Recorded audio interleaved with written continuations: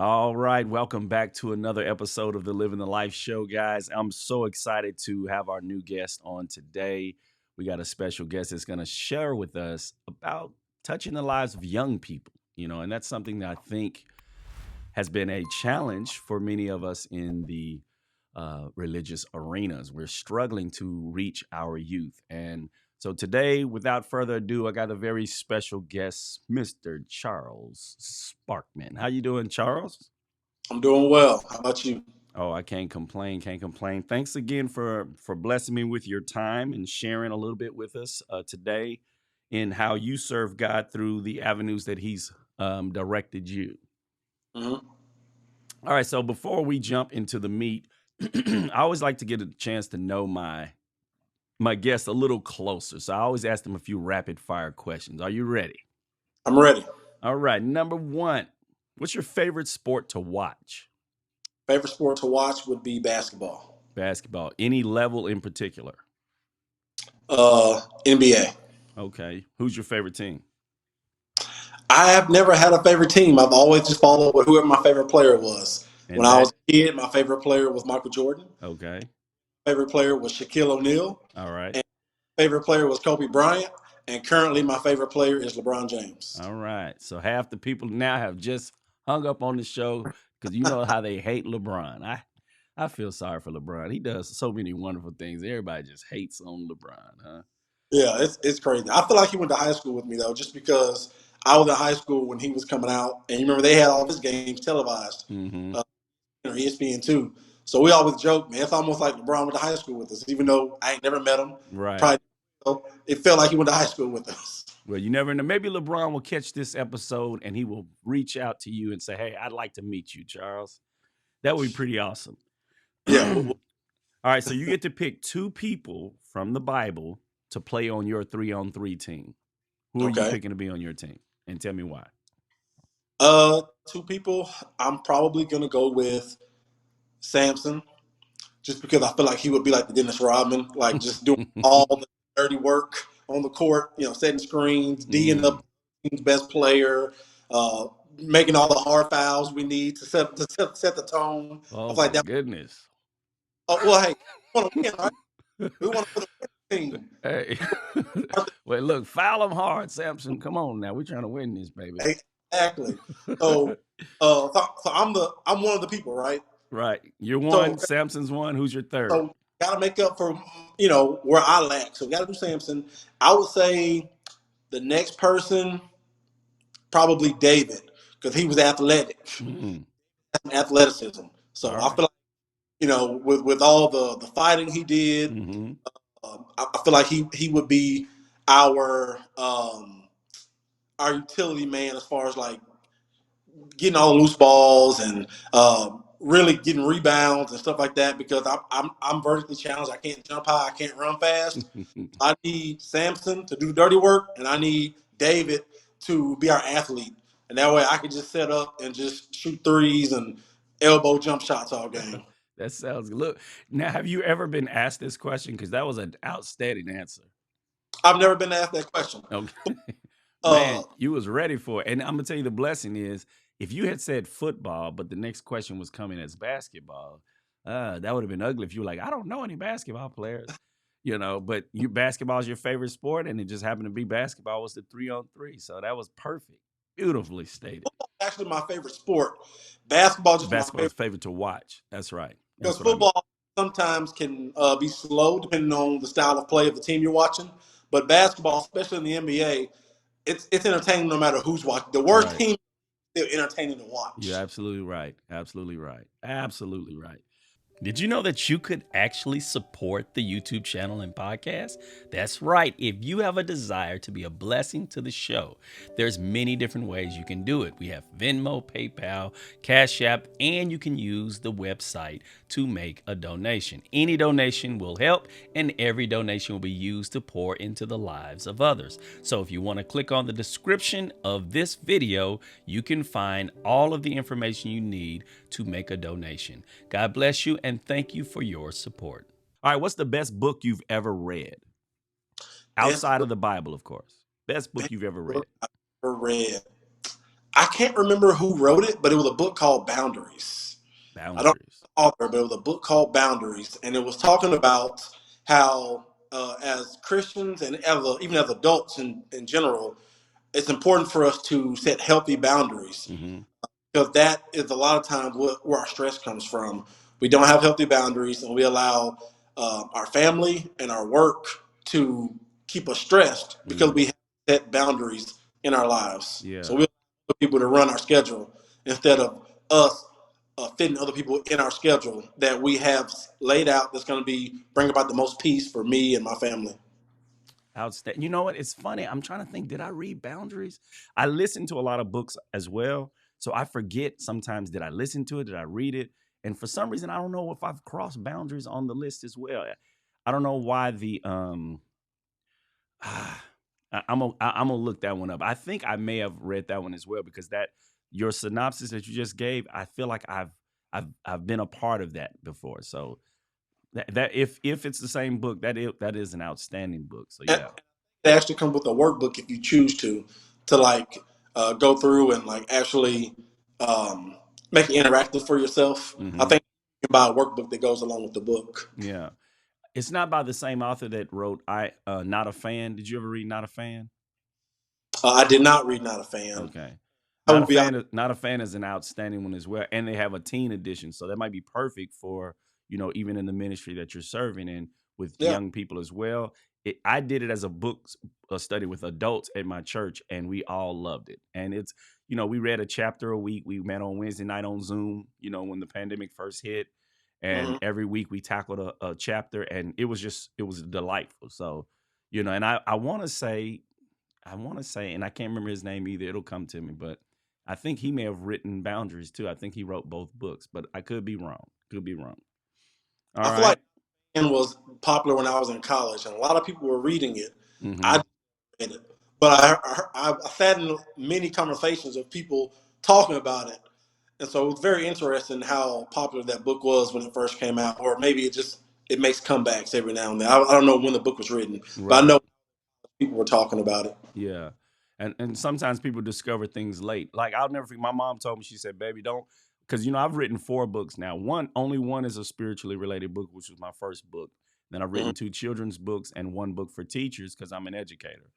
And my mom was like, "You know what? Your book, it may be 20 years from now, but the right person's going to get their hand on this book, and then everybody's going to think it's like, wow, this book is great, thinking it just came out and it's been out 20 years, because there's books that do that all the time. They finally get the notoriety and they've been out forever. Yeah. And like you said, that book may be making that kind of cycle. It's like, man, you haven't read that, and then boom, it explodes. So yep.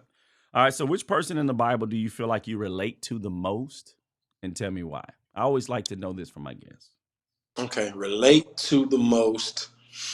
I would have to say Paul, mainly because I've read his the book that he wrote more than anybody else. So I've read mostly Paul's writings, and I identify with them because as a Fellowship of Christian Athletes area representative, I'm always on the move and always going and speaking to and being in front of different groups of people. And there's a passage where Paul talks about how he becomes all things to all men so that some may be saved. And I Mm, feel like out and about, it's not that I change internally, mm-hmm. but the how I speak or things I may do or conversations I may partake in may change depending on the school I'm at or the Yeah. team. Because I minister to not only male teams, but I also get a chance to minister to female teams in high Mm-hmm. school, middle school, and so it may change how I'm speaking, what I'm speaking about. It changes from day to day, if not hour to hour. But Mm. it's all for the sake that some may be saved. Yeah. And when you said that, it made me think about the scripture that says, "He that winneth souls is wise." So you gotta know how to tap into that particular group. And well, I want to definitely dive into that a little bit in a moment, because that is one of the questions I have on my list of things to ask you as it relates to reaching young people. So let's dive on into the meat. So tell me a little bit about how you came to know the Lord. Like, Was it a Sunday morning or was it a Friday afternoon? Did lightning strike? How did you come to surrender your heart to Jesus? Well, I'll first have to mention that I grew up in a church setting. My parents had us in church every Sunday. We actually got picked up by our grandparents. My sister and I went to Mm-hmm. Sunday school. My parents met us at church, and then we went to church together. And then we normally would go out to dinner, or maybe mom would cook. And so I grew up having a church background, having a knowledge of who Jesus Christ was. Mm-hmm. However, I did not surrender my life and make him Lord of my life until I was in college. It was actually through the ministry of the Fellowship of Christian Athletes. I was, typical high school, I think, I guess, athlete or jock, wanting to be popular and going to the parties, hanging out, having relationships with females, dabbling in stuff I shouldn't have been dabbling in, whether it be alcoholism or sometimes pornography, premarital sexual relations. And then when I got to college, it just magnified because now I don't even have parents to worry about. I'm on Mm-hmm. campus. We're actually the popular people on campus. And so my roommate was involved with the Fellowship of Christian Athletes, and he would invite me to FCA. And so I started going. After he invited me several times, I would say no. One day he finally told me, hey, they got pizza. And I was like, why didn't you start that? I was there the first week you invited Ah, a college athlete, man. You're hungry like around 9, right. 10 o'clock. You've been burning all day. And no matter how much they feed you, you are hungry. Absolutely. We used to be on the look like, man, where we going tonight? We're going to Taco Right. Bell, McDonald's. But Monday night, we didn't have to worry about it. If you go to FCA, you get Mm, free Papa John's pizza. yeah. Started going to FCA for the pizza, and then one opportunity I had was to go to a college weekend advance or college weekend retreat is what they have for Mm-hmm. all the students in the state of Tennessee. We would go to a camp in Crossville, Tennessee, and we'd do an FCA weekend. And it was at that weekend, my first time going, that I started a relationship with Jesus Christ for the first time. The speaker there was a guy named Brian Laritz, who was a pastor out of Memphis at the time, and he just gave a great illustration of the gospel that was as clear as I had ever heard it. And Mm. that day I wanted to give my life to the Lord and to follow Him. Do you remember what he said that made it so much clearer? I mean, because if you grew up in the church, obviously you've heard sermon after sermon, illustration after illustration. What was different about his presentation that really gravitated to you? He used the illustration of the Christian life. He paralleled it with driving and how we have the windshield and then we also have the rearview mirror, and that there's a reason why the rearview mirror is so much smaller than the windshield. It's because we should be looking forward and Mm, looking towards where we're going, but still glancing back from time to time at what's behind us to help keep us in check. And mm, you can't do one without the other.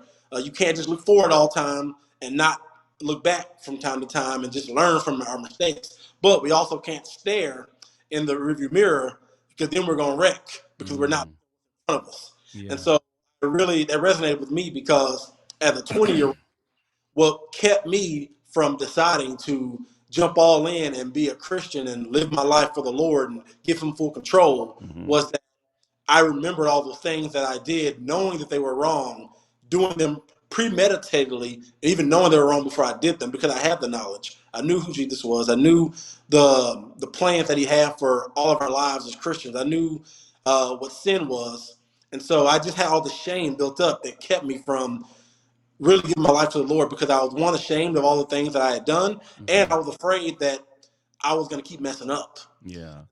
That illustration really gave me peace about I can make this decision, and it's going to be like driving. I'm going to be looking forward every now and then, the rearview mirror, just to keep me in check. Like, don't forget where you came from. Yeah. And so when you're meeting other people, don't judge because remember what you used to do. But Mm. don't harp on what you used to do, and then you're always feeling bad, and you feel like God can't use you because you're full of shame. Right, right. And So that that's definitely the trick of the enemy, right? To make us focus on that rearview mirror and to always bring up what we used to be. You used to do. Because a lot of times even when we do surrender our hearts to Christ, even those that we love, they will initially point back, man, come on, man. You the same yeah. Chuck. You the same Charles. You used to do, Yeah, you're right. I used to, I like Paul says, you mentioned Paul, I put away childish things. When I was a child, I spoke as a child. That's I didn't know any better. Now, I mean, I knew better, but I didn't know Jesus. Like you said, knowing about Jesus and knowing Jesus is two totally different things. And now that I feel his presence and I heard this message and I feel a connection to him, I don't want to go back to that. But at the same time, if I stumble, if I fall, I pick myself up and I return back to the arms of the Lord, and he dusts me off and he tells me, keep looking forward, keep looking forward. And yeah, I mean, I could definitely see how that could have been an appealing message that would encourage you to come forward. Do you remember after that day, after you surrendered your heart, do you feel like that was like it was like an instant thing, or did you feel like I was always going back and forth until something else triggered that made it super real for me?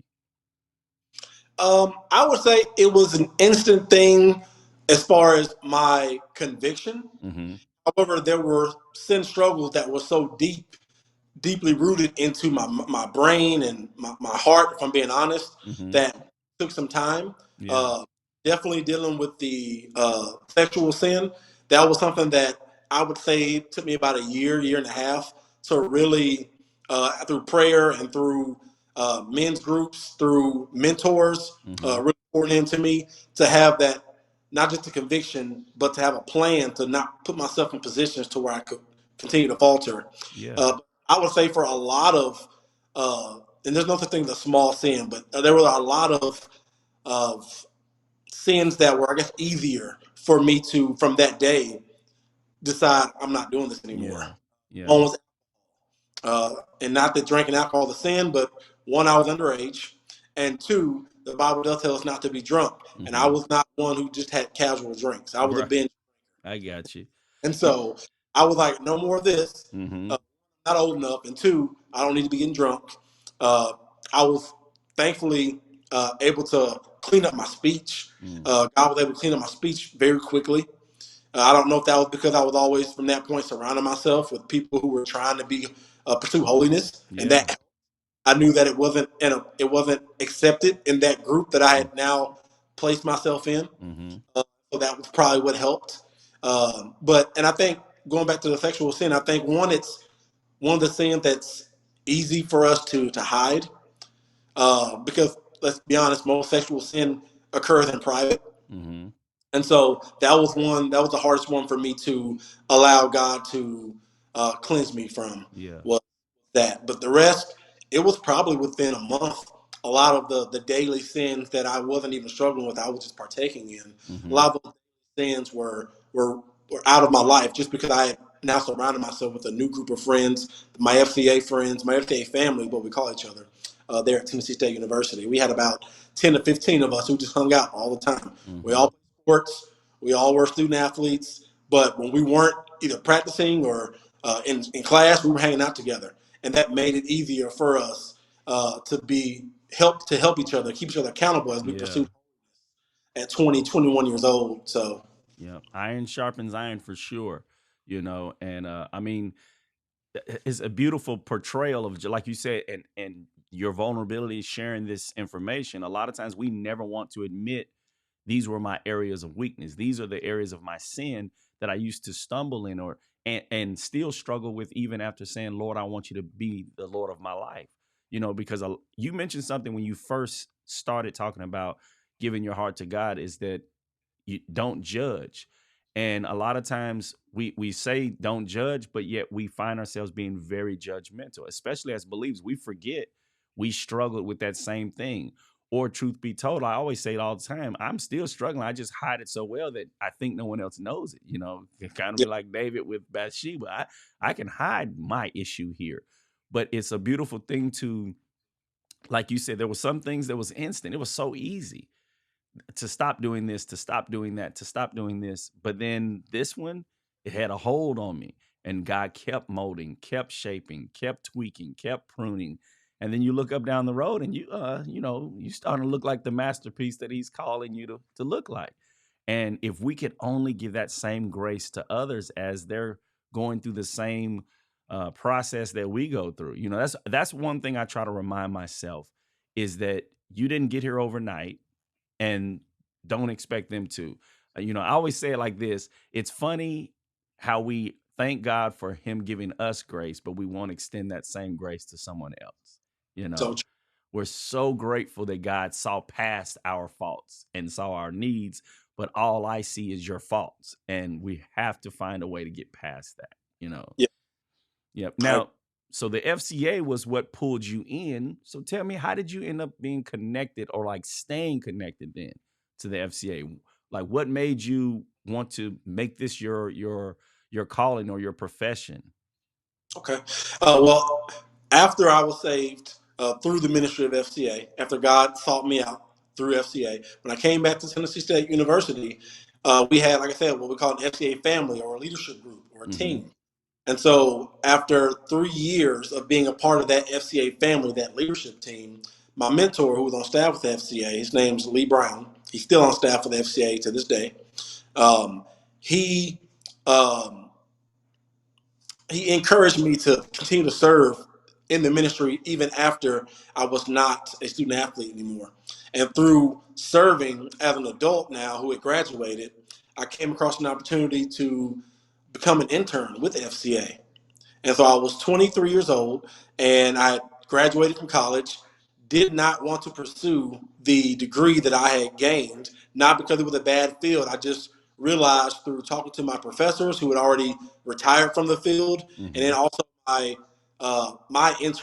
internship that I had already I guess went through as a junior and a senior experienced. I decided this isn't the lifestyle that I want to live. Yeah. Uh, it was just I was studying communications, so I was going to try and start a career in the news field or even sports. Either way, the media field was just so time consuming and Mm-hmm. demanding.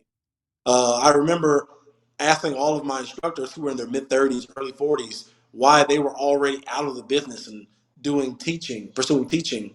And Mm-hmm. all of them had a similar answer, or they had a common answer. They had different reasons, or multiple different reasons, but all of them had one reason that stood out to me, and that was they never had time to spend with their family. Wow. I remember one of my teachers saying, "Hey, I've never spent a Thanksgiving with my wife and kids until I left the business and became a teacher." And I Mm. was like, you don't have any control over your schedule? Like, that's crazy to me. And even as an owner, you still don't have control because you feel like you got to work every day because you're building a business that now people are expecting you or depending on you to keep the business going so they can get paid. And so I knew I did not want to go into that field. And so I just, again, listening to my mentor saying, hey, just serve as an adult. And I did that. And the internship for FCA popped up. I went to Jackson, Tennessee. I lived there for an entire year and they helped us find somewhere to stay, helped us find some jobs, part-time jobs that helped pay our rent. But then during the day, I was a intern for FCA. And after a year, there was a new FCA office that was opening up here in Hendersonville, Tennessee. And the guy who started it called down to our internship supervisor and said, "Hey, do you have anybody in your group that you're mentoring or who's in your internship that you started who you would recommend?" And Mm-hmm. I was the people that he recommended. And so they gave me a call and went through an interview process. And I pretty much had two choices at the age of 24 if I wanted to pursue a career with FCA. And those two choices were to come back to Middle Tennessee, because I'm from Nashville, come back to Middle Tennessee and raise support to work in Hendersonville, so Sumner County area. Or the guy who was our supervisor in Jackson had just acquired a position at the University of Ole Miss, and Mm. so, University of Mississippi, as the football chaplain. And so I had two choices if I wanted to pursue a career in FCA: come back home, start from scratch, raise support, or follow my then supervisor and continue being an intern with him at Ole Miss as a football FCA intern. And I decided to come back home, start raising support because I knew that I loved Jesus and I love sports. And what a perfect combination for me to live out the Great Commission Mm. through the avenue of sport. Yeah. Because I either, if I didn't join FCA, or if I didn't start working for FCA, the other job that I was really considering was to be a teacher and a coach, Mm-hmm. because I knew I wanted to pour into young people and I knew I love sports. And so when the FCA opportunity came around, I was like, this is amazing. I didn't even know what it would look like to work for FCA. But that 1 year internship really opened my eyes to this could really be a career that I Mm-hmm. would enjoy. And I got to see not just people my age, but people in their 30s and 40s and 50s doing this job and loving it, and their families loving it, and them just being who they are. It's Mm. a job sometimes that feels like I just wake up and it's part of how I live my life. I don't clock in or clock out. From the moment I wake up to the moment I go to sleep, I get to I get to navigate living out the Great Commission through the ministry of FCA, and then also being a husband and a dad to my wife and daughter. Beautiful. So, because I was a high school athlete as well, but I never took part in the FCA. In fact, I don't even remember FCA being, in our prep. Now I saw it later in life, but I never saw it when I was there, and I may have just missed it. You know what I'm saying? Because I'm sure it's been around for how long has FCA been established? Do you know? Off the top of FCA was founded in 1954. So definitely was there when I was in high school. I just didn't see it presented to me. But I've met so many people that have found their connection to Christ through the FCA. All right. So I don't know how you and I got connected on Facebook, but I'm super grateful we did. All right. Because I think I'm a little older than you. So I know we didn't go to high school together. So I don't know how we got connected, but I'm again super grateful we did. We're both TSU grads, but again, I think I'm a little older than you. So we didn't probably go to school together. So I don't know how God made us connected, but I'm glad he did. So my question is this then, because all of us who love our churches and work in our churches, we always want to reach that next generation. What is some of the things that the FCA does that you think churches would benefit from implementing as well that would help them reach more young people? That's a great question. I'm glad you asked it. Um, there's two things that I would always encourage churches to consider either doing as a church or employing their members to try and do as just as individuals Mm-hmm. as their ministry outside of the church. One, FCA has what we call a character coach program. And what a character coach is, this is a fancy name for chaplain. It's just a term that we use because FCA is one of the few ministries that are legally allowed in schools. And Mm-hmm. so we use the term character coach instead of chaplain, just because it's easier, and it helps us to not draw attention to people who are trying to get us kicked out, if that makes Right. sense. Right. We're It still, definitely makes sense. it's just the way our terminology Mm-hmm. helps our legal team He that defend anything he whatever comes. he So, that winneth souls is wise. so Right. I would say the Character Coach program is an amazing way for churches to get involved with FCA in order to reach the youth. Mm-hmm. What we do, we pair a male or female from the community with a specific team, and they live life with that team throughout their season. So anywhere from 10 to 12 to 15 weeks, depending on the sport, or also how good the team is and how far they go in the postseason. And what we do is we ask them to show up to one practice a week. Mm. At that practice, be ready to either share a 10-minute devotion or have a guest speaker come in and share a 10-minute devotion with the team, either before or after practice, during what would be considered voluntary time. And then we also ask that same individual to try and attend as many home games as possible. And so that way, you're not just showing up when you're sharing the gospel, but you're also showing up just to support those young people. And so they see you have buy-in and that you care about what they care about. So that now hopefully it makes them more impactful. Hopefully Mm-hmm. that helps them open up when you do get the chance to share. Yeah.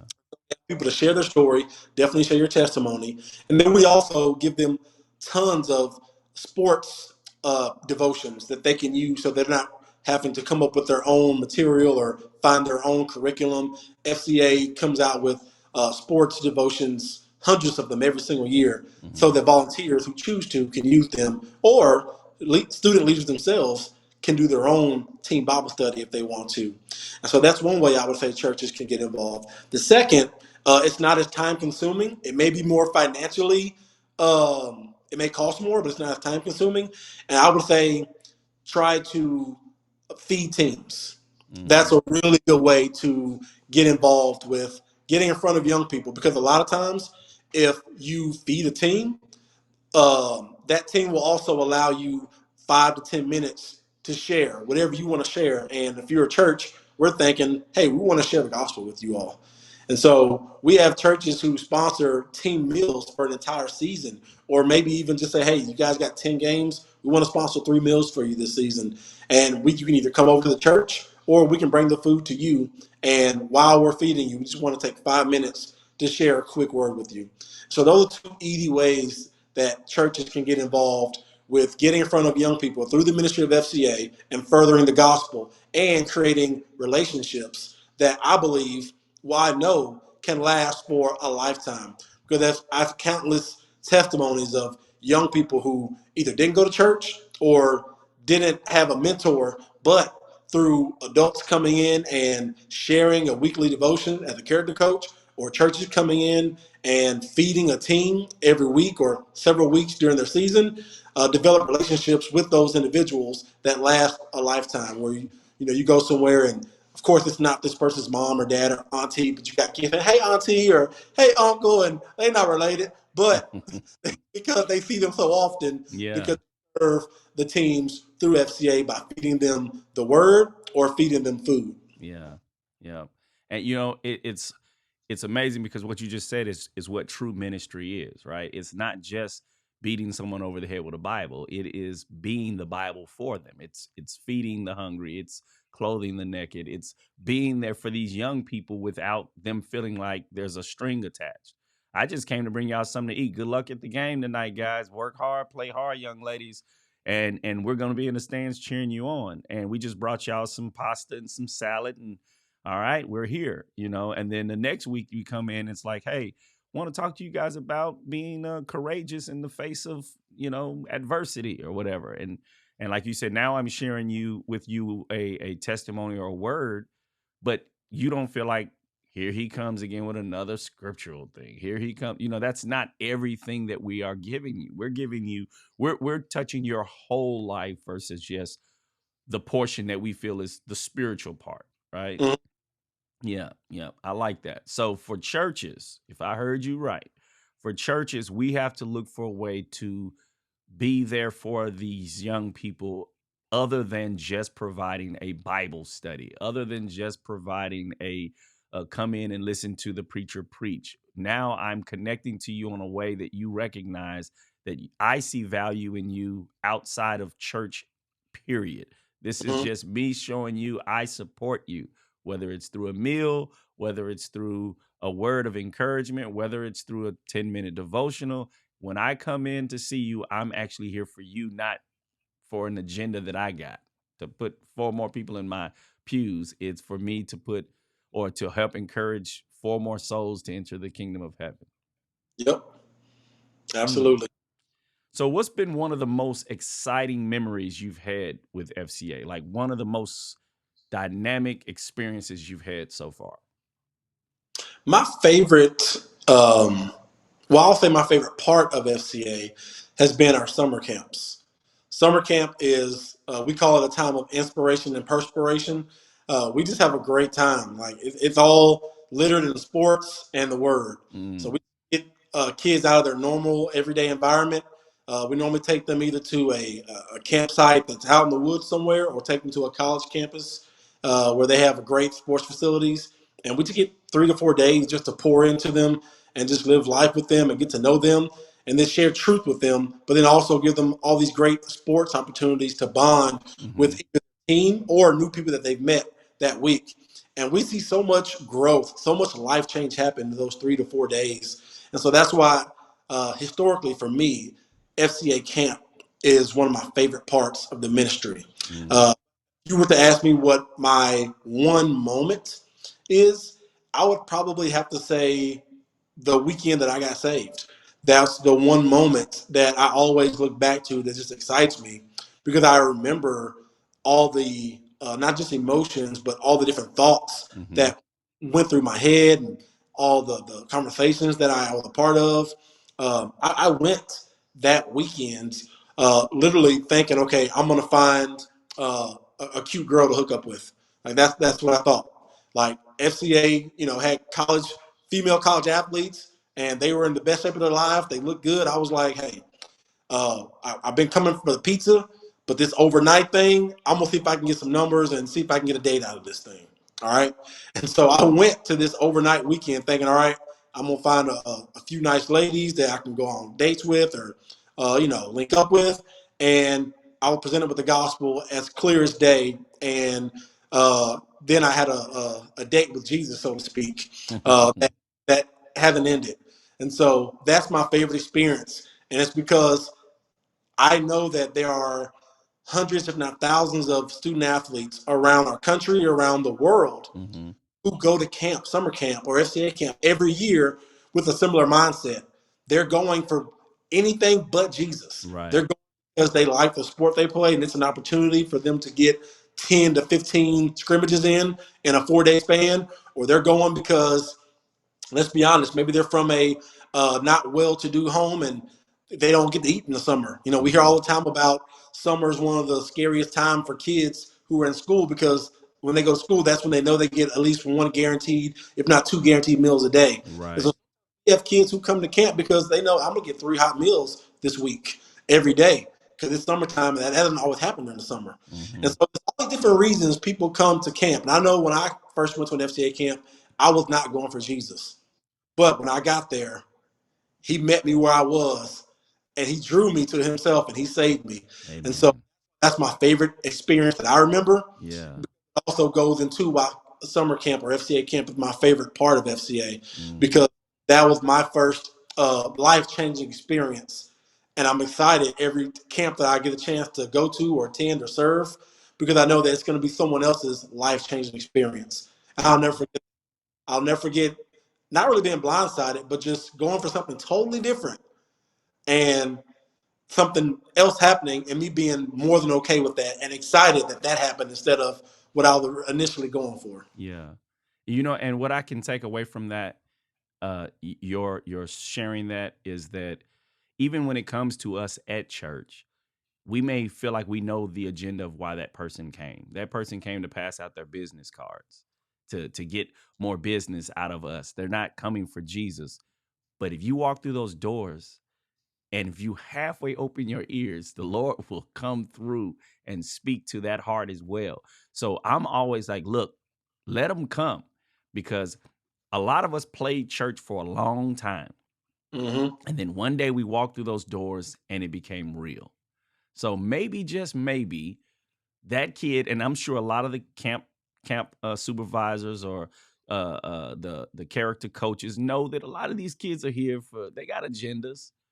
But if you focus on that aspect of it, you may miss your opportunity for that kid to leave, like you said, changed forever.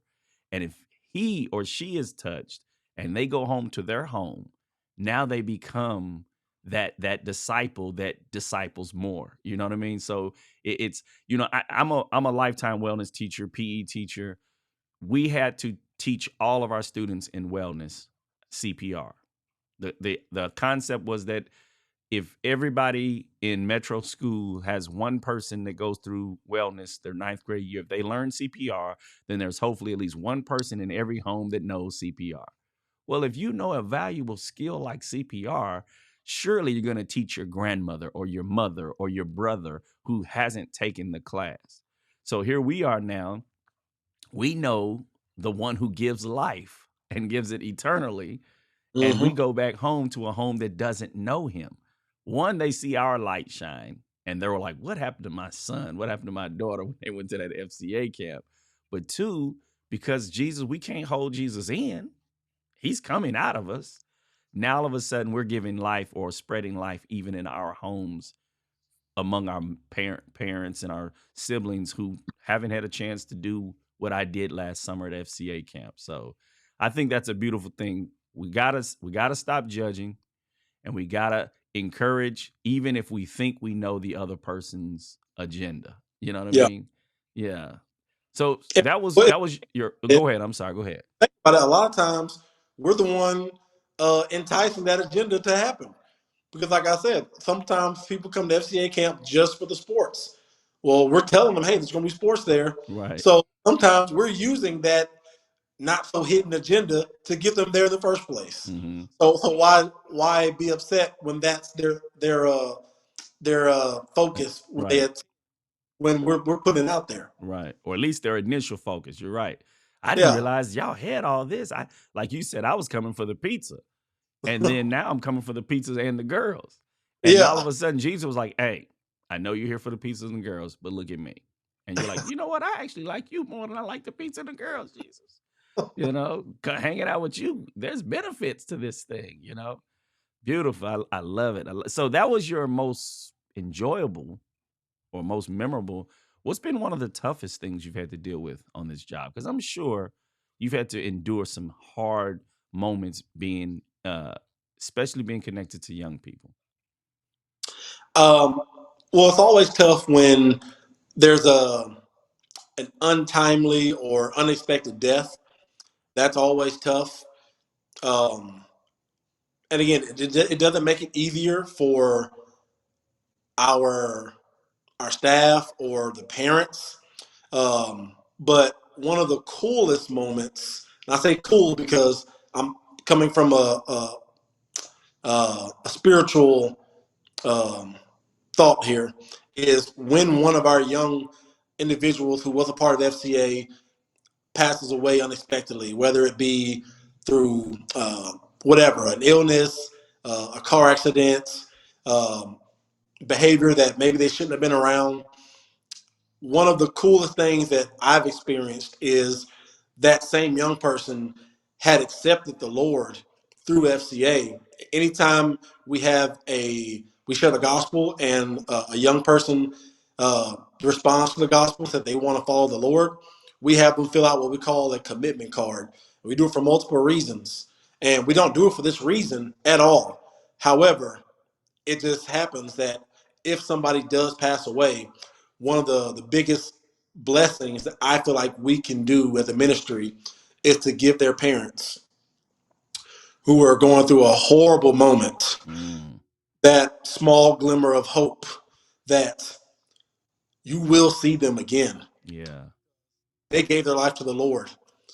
And then that also opens up an opportunity for us to minister to the parents, whether they are or aren't saved. If Mm-hmm. they are, then they already know what we're talking about. If they aren't, then that gives us the opportunity to talk about who Jesus is and what he can be for them, just like he was for the baby. Yeah. And so that's one of the hardest parts of our ministry is um, we're involved in so many people's lives through FCA, being on so many campuses in the world that we always have a young person die probably at least once a year, if not Mm, multiple young people die, and it's heartbreaking yeah.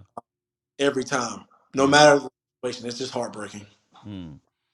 Have you noticed? Well, I know you have, but what changes have you noticed in the young people since the pandemic? Like, what's been the big changes that you're like, wow, you know? Because as a teacher, I definitely see it is totally different now. You know. I think it also differs where you're serving and where you're living as well. And that's not to get political. It's different in different counties, different areas of certain counties. I would say um, after the pandemic, I think most young people are just excited and hungry to be out and about. Like that year and a half, 2 years, however long it lasted, depending on where you live, feeling cooped up and not being able to do anything. Man, they're like toddlers now. Like these teenagers are just, you take them somewhere and they're just, boom, they're gone. It's like, hey, come back now. Hey, we got to stay together. And so I think they're just so excited when they get a chance to get out. And Mm-hmm. I think we talk a lot about teenagers being what's the word I want to use, entitled or other words that kind of mean similar things. I feel like they don't take it for granted.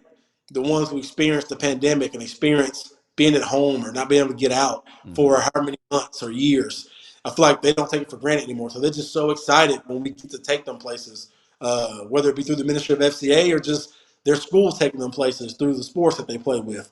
And so it's really cool to see things that had become, I think, mundane and just routine. They're now excited about, like getting to go somewhere and stay in a hotel. It's exciting again. Whereas that was, in 2019, that was like, man, just a hotel, man. Just Right. Right. do this time. It's normal. Now it's, oh man, we in a hotel, man. We at the house. Right.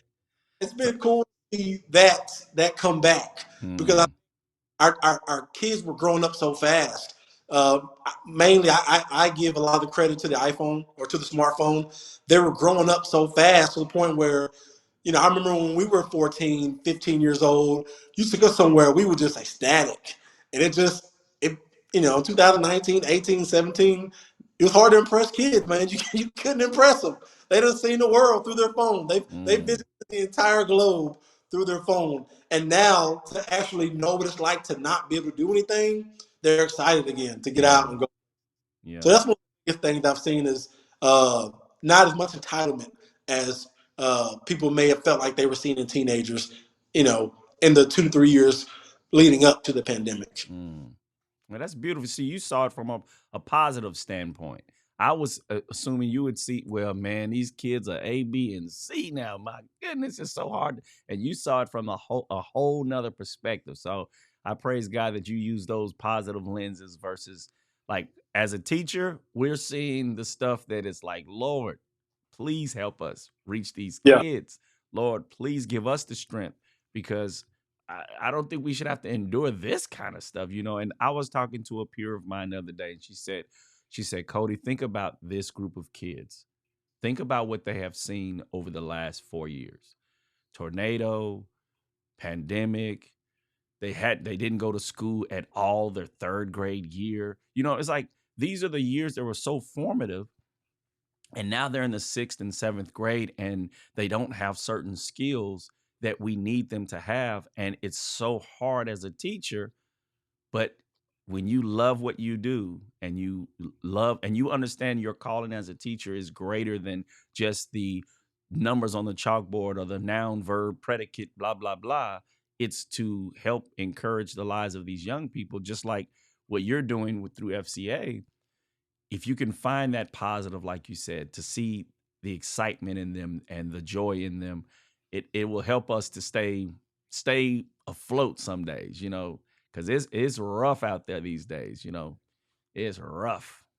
Well, to add to that, we did have some, I say, challenges, but I think for me, I just try and look at it as this is an opportunity for me to be a part of somebody's growth. Mm-hmm. So, although it is disappointing when you feel like you've come to expect a certain level of expertise or experience when somebody gets to you. For example, we didn't have FCA, at least on campus, for a year and a half. And so a lot of our FCA huddle leaders, who are our teachers or faculty or staff that volunteer to be the adult supervisor there on campus when they do FCA activities, those people were like, man, I don't have the same level of leaders that I had. And it's because, like you said, they missed the whole year. And Mm-hmm. so you have a group of individuals who didn't get to be discipled by their older peers. Yeah. Now you have 12th graders who didn't get to experience the normal ninth grade or 10th grade year. And so now you're like, man, you don't know this? Why aren't you doing these things that I've become accustomed to my 12th graders who are consider themselves FCA leaders doing? Mm-hmm. And I see their frustration. And the way I chose to look at it was, okay, this is an opportunity for me to show grace and for me to grow as a leader because I got so used to not having to teach certain things. Now it's time for me to go back. Okay, now I have to go and teach myself so I can Mm-hmm. teach somebody else Yeah. things I was taking for granted. And it kind of reminds me of one of my favorite NFL coaches is Mike Tomlin, and he was on a podcast not too long ago, and he was talking about how um, when he hears other professional coaches, you get paid to coach. He said, when I hear other professional coaches complaining about a player not knowing how to do something, he was like, well, what is it that you want your job to be? Like, Mm. you get paid to coach. In other Right. words, you get teach people how to do something. And so why are you complaining that you get to do your job? And Mm. so for me, I took from that um, experience or that um, paradigm shift that he was sharing, and I really challenged myself. Okay, we know that things are different because of the pandemic. Am I going to allow it to get me down, or am I going to use it as a learning opportunity, not just for the kids, but for myself? So Mm. I become hopefully a better leader and a more patient person, and somebody who doesn't take anything for granted or put expectations on the future leaders, and then have a negative outlook on them if they aren't as air quote good as the previous leaders. And so that's kind of where I'm coming from. But I Yeah. totally agree with you. There's so many challenges that we face in FCA because of the kids having a year and a Yeah. half, 2 years out of the norm. Yeah. So That interruption definitely change the flow. Even I think about it even as it relates to church. Because a lot of churches they still can't get people to come back anymore. You hmm know, and so church is done differently. But I hmm said, what if that is a good thing? What if we were in such a groove with church that God wasn't really a part of church? We were just doing traditional church stuff, and God hmm is like, you know what? This pandemic might be a great thing for you because it'll shift your perspective. And now it's back to serving versus to come and be a part of a service. You know what I mean? It's back to worship versus a worship service. I'm just come in to hear a few songs. The pastor's gonna hoop 3 times. We're gonna say amen 5 times, and then we're gonna take communion, we're gonna leave.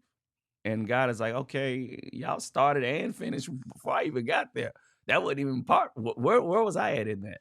And now all of a sudden it's like I don't take for granted the connection with my brothers and sisters in the body. I love being in worship with you guys because we went a year and a half without seeing each other. We was on Zoom trying to have a Bible class or a sermon on Zoom. It wasn't the same as being in this room. This room, I feel your touch. I feel your presence. But not only that, but I feel God's presence.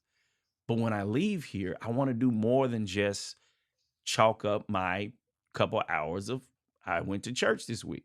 So hmm definitely, I definitely you could thank God, like what you just said, view it from a different perspective, in that this challenge, this opportunity is going to benefit me. It's going to grow me. It's going to challenge me.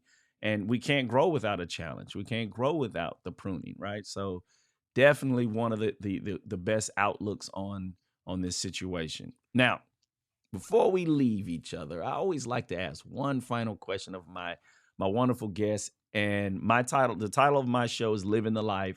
So I always want to know, who's that one person in your life that lived like Christ so well before you that it inspired you to surrender your heart. We always like to give them a shout out, whether they are still alive or sometimes it's someone who's passed away. But we always want to acknowledge that person in your life that lived like Christ, and it encouraged you to say, I want Jesus as well. for that person for me would have to be uh, my FCA college character coach slash uh, chaplain slash staff person, Lee Brown. So Lee Brown is the FCA area representative in the Nashville area. He's in his upper 70s, and he's been ever since he gave his life over to the Lord. He's just been growing and growing, and he's a person that continues to grow. He never thinks he knows everything, uh, and it just inspired me to be that type of person, to never feel like I have it all figured out, to never feel like I can't learn, to never feel like I, because of my age or status in a company or ministry or even in my family dynamic, am more important than anybody else. He doesn't do that, and that's inspired me to live a life similar to his as he lives a life similar to Christ. Beautiful. You know what? I want to say that I heard my buddy Isaiah Marshall mention his name as well. Yes, we Isaiah and I went to college together, so we were in that same group of friends under Lee. Ah, so this young man, you say he's in his 70s. We still gonna say young man. We must all aspire to be like him because you're the second person that has brought his name up in this glowing way to show homage and honor to him. So, uh, you know, I too want to be just like this young 70-year-old man. You know, so hopefully, if he ever gets a chance to see or listen to this, that he will know how much he is impacting others. We truly salute you, sir. Keep shining your light and keep encouraging us to shine ours, and we will do just that. We'll do. All right, guys. It's been the one and only Mr. Charles Sparkman. Again, I appreciate your time. It's been a blessing and an honor. And I pray that as people listen to this or watch this, that they will take the nuggets that you've dropped in, because you dropped quite a few in, and that they will run with them. You know, that we will seek to reach our young people by using some of the strategies that you guys use at FCA, and even reaching out to the FCA to say, hey, I'm not in the schools, but is there a way for us to partner with you and learn some of these techniques for our young people in our church? You know, because the young people in our church do go to school, and they hopefully, if they're athletes, but you don't even have to be an athlete to be a part of FCA, correct? You know, you know, Yeah, FCA. Our vision is to see the world transformed by the influence of coaches and athletes. So the world and everybody, coaches and athletes are just a platform that we decided to use to attract people to God. So mm, everyone invited. We just focus on coaches and athletes because we believe they have a platform that stretches so wide that almost everybody in the world is gonna listen when certain people talk. yeah, So, yeah. and I do add, if you are interested in getting involved with FCA, just please go to www.fca.org, and there is a tab where you can look up your local FCA area representative, and all you have to do is put in your zip code, and the person who is responsible for serving that zip code will pop up, and you can send them a quick email, and you can get connected to your local FCA person and see how you can either get plugged in or help them find out an opportunity that they can be serving that maybe they didn't know about already. Perfect. Perfect. You heard it. You heard it, folks. Go on over there, get on that internet, that Google machine, and get on into it. And thanks again, sir. You are the man. I truly appreciate you. All right. Thanks for having me. All right, folks, there you got it. You got it. I am inspired. I'm encouraged. You know, I'm going to look into seeing if we have the FCA represented at my school. And if not, I'm going to reach back out to Charles and figure out a way to get my school connected, and these young people having an opportunity to grow closer to the Lord through athletics and a connection to their coaches. So I highly recommend that you guys do the same. And until we see each other again, make sure you watch it, share it, and live it. Now let's get busy living the life. God bless you.